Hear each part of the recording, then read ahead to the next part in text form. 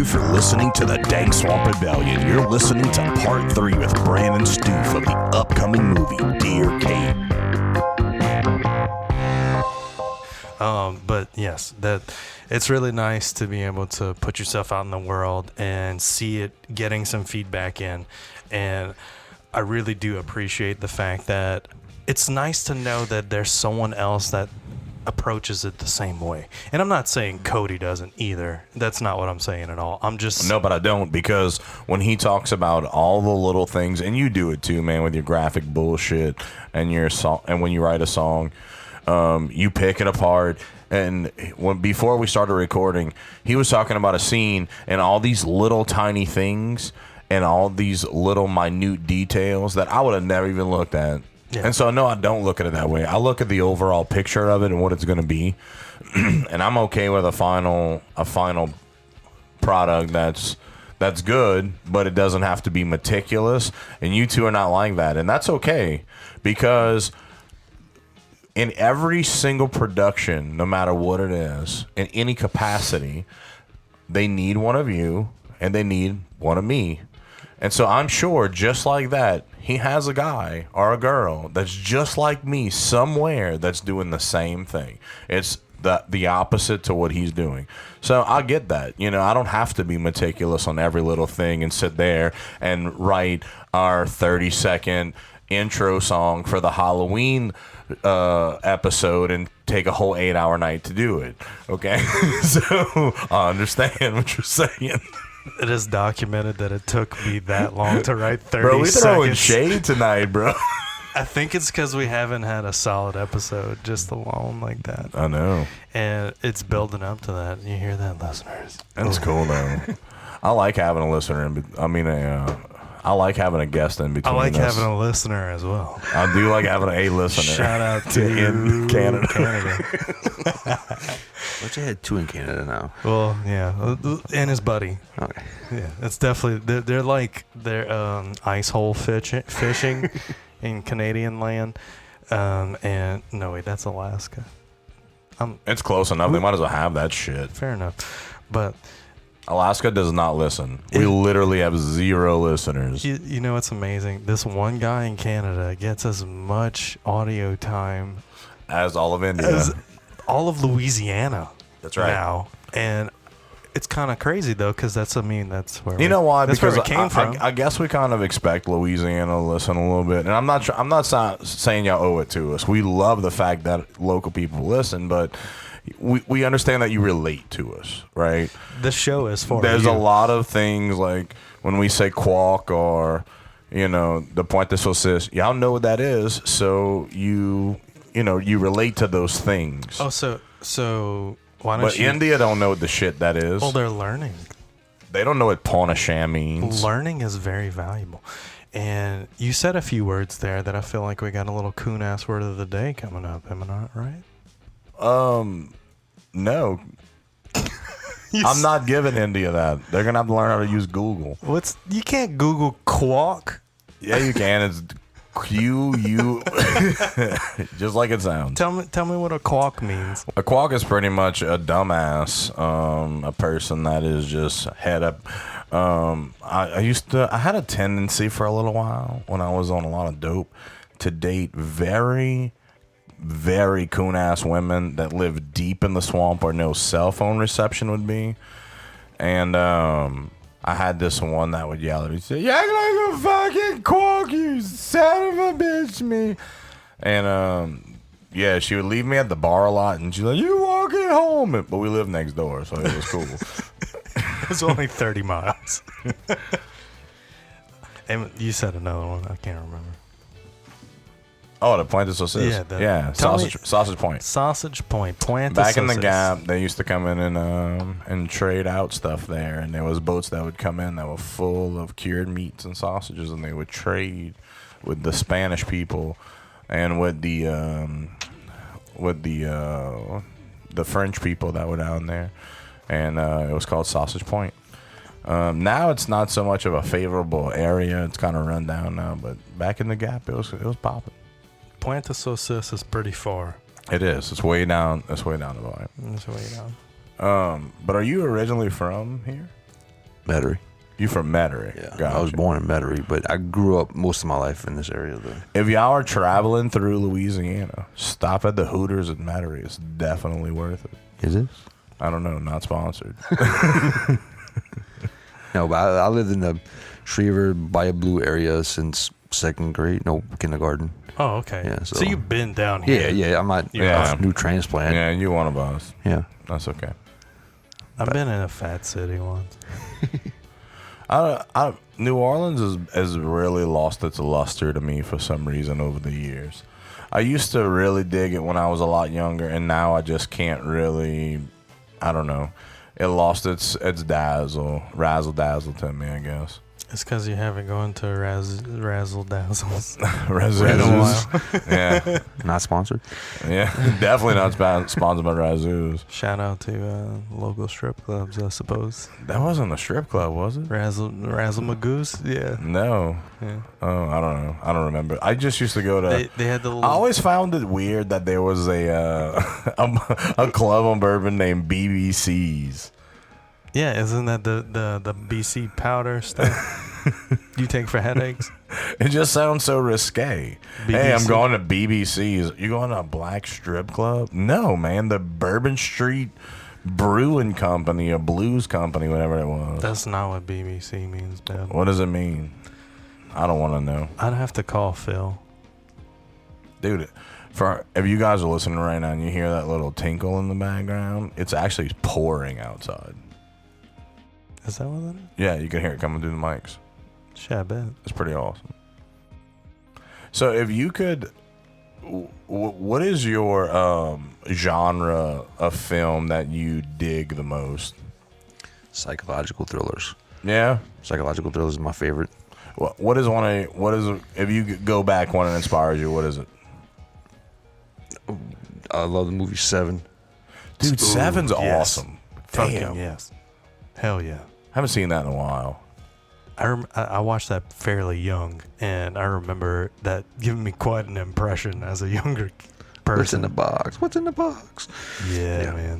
Man. that's cool. So, is it the aspect of the, I guess, suspense meets the part of the deeper story here that's kind of like attracting to you to the Yeah. genre? Yeah. Okay. I think they make me think. Right. Try to figure things out, and I literally love when they have a good twist to it. Like, oh, I didn't see that coming. You know, that's one of my favorite parts of it too. The classic Shyamalamian twist. Yeah. See, for me, I think it was a turning point because we went to church camp when I was about 13, and the church camp had a flood in one of the dorm rooms, and this was out in like New Iberia somewhere. So we had to stay at this really old, shitty hotel, and they had late night Cinemax on, and on late night Cinemax they had a Clockwork Orange. Ooh.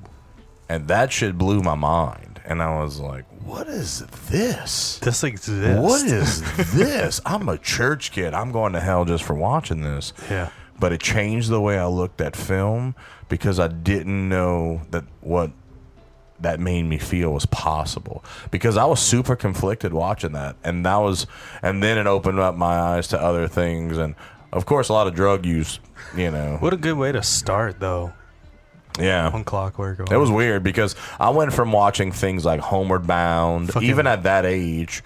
Lassie and... Well, no, there was Christian like movies back then. Like I can't remember what it was called, like the Apple Dumpling Gang or some shit like that. Right. But that's all we were able to watch. And then that was like the first secular movie I ever saw. Oh, a movie of the world. What? And that's hardcore to jump into. Yep. So it bit, blew man. my shit all to pieces. That explains a lot, actually. It does. It does. And then I started questioning God because of that, because I'm like, wait a minute.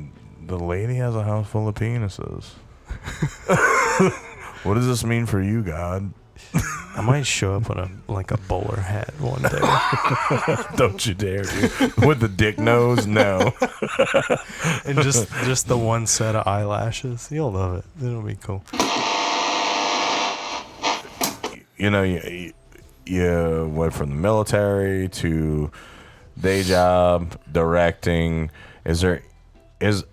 is there anything in life that you thought you would have wanted to do and you struggled to try and get there and it just didn't pan out, or maybe just missed opportunity? Become president. That'd have been awesome. I'd vote for you, dude. Oh, thank you. No, but like I said before, I was like, especially if we could put our logo anywhere on changing the presidential seal. DSR logo. That's it. What a product placement. Tyler's gonna go home and literally make that graphic tonight. I already did. Done. It's done. No, I was really big in the music scene in my earlier years. So I mean, it's probably something I aspired to be, was a musician. I went to a gospel music camp when I was a teenager. I love Southern gospel music. I do. I love it, the style of it and stuff like that. So I went to a place called Gospel Singers of America, which I'm not a singer, but they have music programs too. But I played the bass for the program. And every day they had like sing sessions where everybody got together, all the classes got together, and they sang gospel songs and with a piano, and I played the bass for it.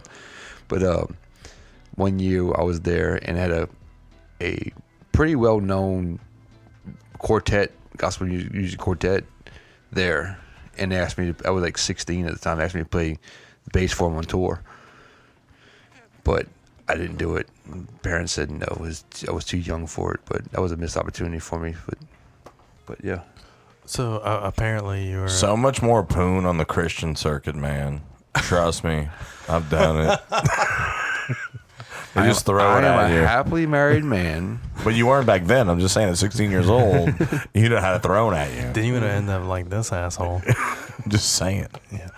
So you must. I'm have, happily married too. I'm just saying, I was on the Christian circuit and it was thrown at me. That's true. Wow. Zero Gravity shout out, not sponsored. One day. One day. We could dream.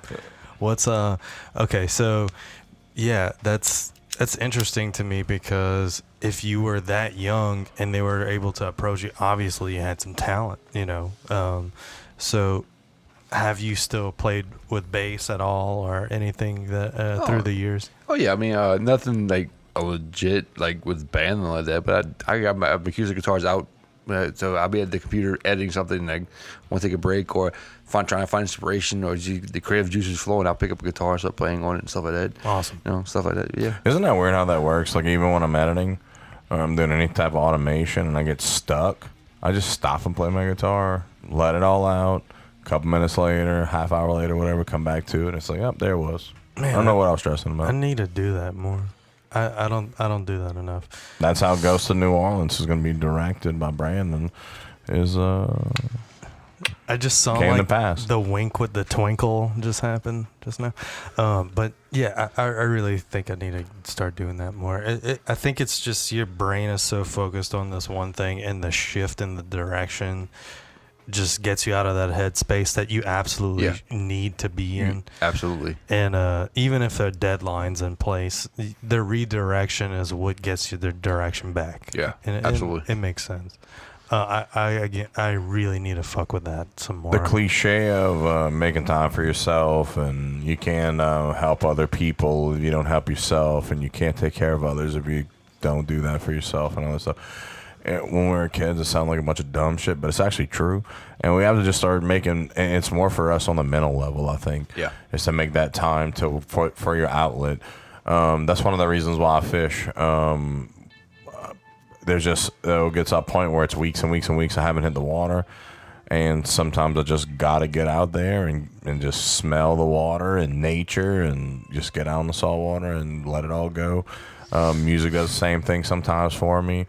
And I feel that's important, and I feel like a lot of mental illness in our society, a lot of depression comes from people that just don't know where to find that outlet, and that's something I urge people to do, is find your outlet in a positive way. If it's acting, if it's producing, it's like Tyler said, for some reason I love editing. I don't know why I love audio editing. Most people think it's nuts, but it's something I like to do. And it relaxes me. Find that outlet instead of finding other things that are non-productive to do. Right. I totally. Totally agree.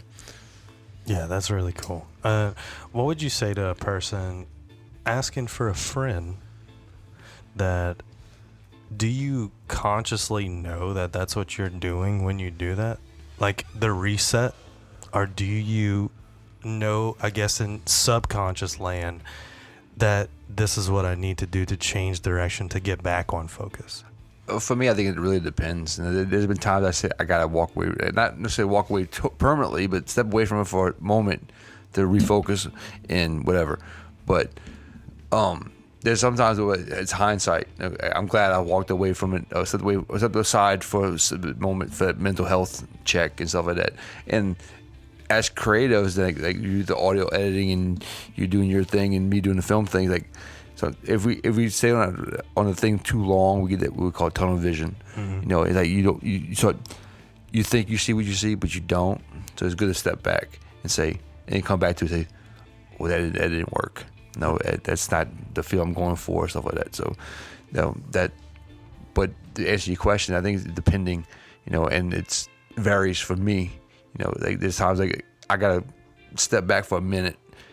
You know when, right? You know, sometimes you know when that process needs to happen, right? And that's good enough. As we get older, I think it's easier to know when that needs to happen, right? Because, like, say you kind of hit a stone wall, and you know, oh, well, all I need to do is check out for a minute. Right, and like for the arcade project, like we shoot only on weekends because everybody has a lot of people have day jobs and they make them live and stuff like that. So it's weekends. You know, so people work all week long. Then they come and volunteer their time to come do this project with me on the weekends, and we shoot 12, 14 hours a day. This isn't like 2 hour session we're done. No, like it's all day long. That's a real production, right? And so while other people are boot scooting and fishing and fucking off, y'all working. Right. Y'all doing something. So you got people who like working day jobs that are in college doing this college studies and stuff like that. And on the weekend, Saturday and Sunday, they're in Houma filming a movie.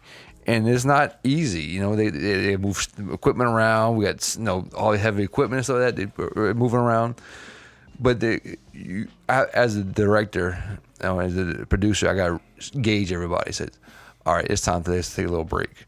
You know, and so we take a break and we cool off a little bit. We relax and we regenerate ourselves, recharge ourselves, and we come back and get at it. Now, we was filming in September, October, November, and then we shot the weekend after Thanksgiving. And I said, we're going to take a break to the new year. And that 1 month break ended up being a 3 month break. No. So, but now we're back and we're recharged and we're going to get back after it.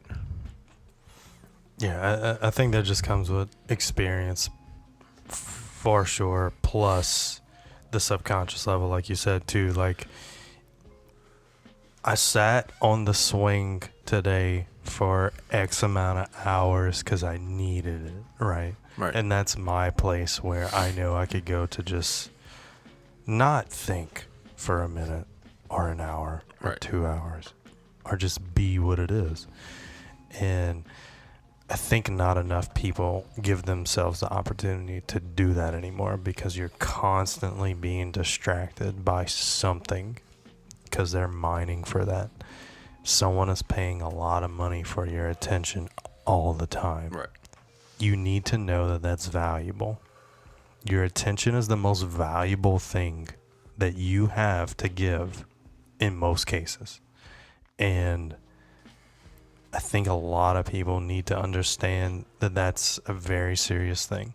Because, yeah, you could be giving your time to this game that you're playing on your phone for fucking 3 hours every night for the next 6 months. Or on your PlayStation or whatever. But you got to understand there's a purpose for that time that you're wasting on something that's not really bettering yourself. It's just making you content. And that's necessary sometimes. But you're giving into the content way more than needing to be productive. Right.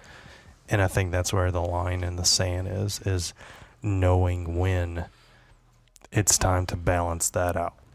And it's one of those things where you need to wean in, because if you just decided to stop using your phone every moment of the day, you would go through a withdrawal as a drug addict would, because you're fixed dopamine wise on doing this. And it's really crazy to think from this perspective, because our art form collectively is for your attention, and we're trying to captivate that. But also our art forms collectively is always that we strive to do more and more and more, because the minute that one thing is done, you have to do something better and better and better. And that's what we strive for, because that's our dopamine fix. Yeah. Is that knowing that we have to outdo ourselves, or at least try to. Even if we fail in it, we have to do better than the last. Yeah, there's always that burning into the stick. And that's why I say that people that can't find that outlet, they're the deadly ones. Yeah. And that's what we have to be careful for, and we have to see that in other people. You know, it's so easy to become selfish on the daily. I crack a lot of jokes on a lot of dark-ass things, because that's how I deal with things inside, is with fucked up kind of humor, right? But yesterday I was outside, man. I ain't gonna lie, dude. I thought about you, and you know why? Because in my palm tree, a fucking cardinal landed. And normally I would have thought about a dead loved one, but I didn't, because for some reason, I don't know why, but I thought at that moment that cardinal in some way, even though it was here, was giving you peace. That's some deep shit, brother. I know. It was some really good weed, too. In the South, there's always a reason to drink beer. Now the Rebellion's giving you one more. Pickled Peppers Hop Shop. Homebrew kits delivered straight to your door. The ceremony is about to begin. Become a member of the 1 Million Brew Club today at pickledpeppershopshop.com. And don't forget to listen to Tyson and Tanner on their hit podcast, Pickled Peppers Hop Talk. TNT on PPHT on all podcast outlets. Johnny! I need a pickle! Pickled peppers. Pickled peppers. Pickled peppers. I feel enlightened. I do. Metaphysical. Really good feeling episode tonight, man. Thank you so much for coming on. I'm super stoked to see what the outcome of this is. Please, Same. 100% keep us in the loop. And whatever you let us tell our listeners along the way, we're going to divulge. So every couple months, let us know where you're at with this, because we want to know. I mean, and whatever we can do, like we said, we'll help you out. And we want to contribute in any way that we can. I want to be in it, because I just think, like, I got a face for this. I got a face for radio. Boy, do you. Oh, wow. Roll that beautiful bean footage. Fucking right, man. Fucking right. Yeah, dude. I'm so happy that you came, brother. I really appreciate you, Brandon. So let our audience know in listener land where to find you and what you're doing. I'm at home. I'm in the phone book. He's at the Southland Mall, right in front of the old Sears, the tire center, not the tool shed. I hope you're good at editing audio, because I just messed up your audio segue. No, but I'm on the social medias. I'm on there, but look me up, Brandon Stouff. I don't know my handles as far as Facebook goes. Instagram at BEE Stouff, STOUFF. Instagram, that's my personal ones. And of course, we have the Dear Kate pages as well. You can look up us on Facebook, Dear Kate, with a comma at the end of Kate, as if you're writing a letter. And we're on Instagram, Dear Kate Movie, and we're on the Twitter space, Dear Kate Movie. Awesome. And we also have a website, dearkatemovie.com. And I will plug this shamelessly into this. We are accepting tax deductible donations to the project. If you're interested, information is on the website. Perfect. Hell yeah. We'll get you linked up. Everything will be in place for you, brother. And Really appreciate it. Yeah, we're going to put the link on our Instagram, Facebook, on our Twitter, and that way you can link straight in and donate to local art, guys. This is a great thing to donate to, and well worth it. It's awesome, and they really can use the help, and it'll be really cool because to know that you gave just a little piece to something so big that a lot of people won't be able to say that they were a part of, and you can say that you were. So fund this, and let's get this rolling. And if you give more now, the quicker we can get it in production, the final production, and get it rolling.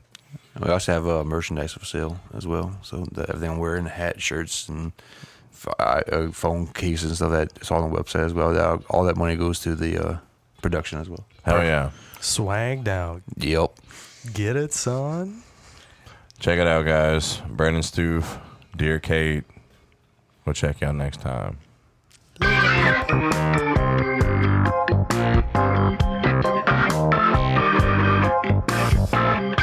Thank you for listening to the Dank Swamp Rebellion. Tune in Saturday for part 4 with Brandon Stouff, director of the upcoming movie Dear Kate, when Brandon brings in surprise guest, lead actress of Dear Kate, Brianna Locasio.